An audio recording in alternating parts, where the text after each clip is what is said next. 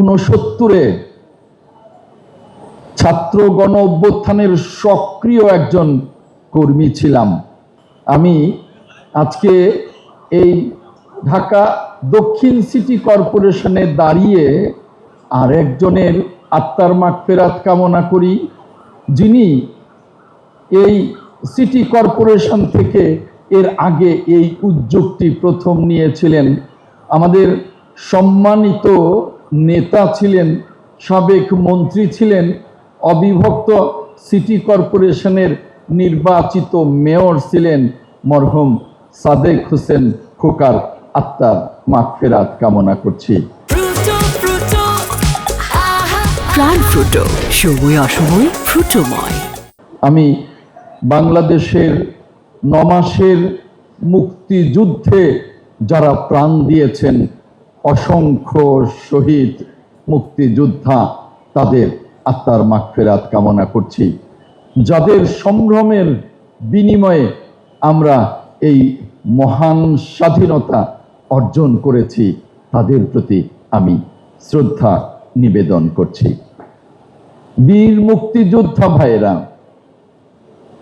আজকে এখানে একজন সম্মানিত বীর মুক্তিযোদ্ধা বলেছেন, আমি একজন তরুণ মন্ত্রী।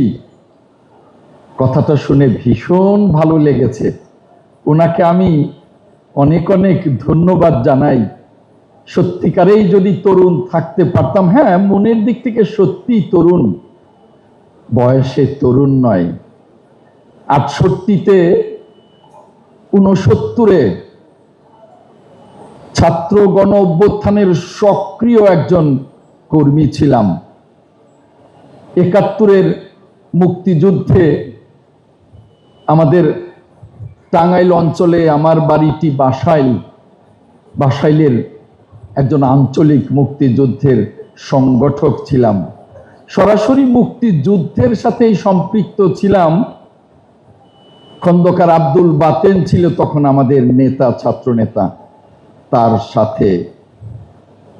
তাই মুক্তিযুদ্ধের সাথে নিজেকে ওই সময় সম্পৃক্ত করতে পেরে নিজেকে ধন্য মনে করছি।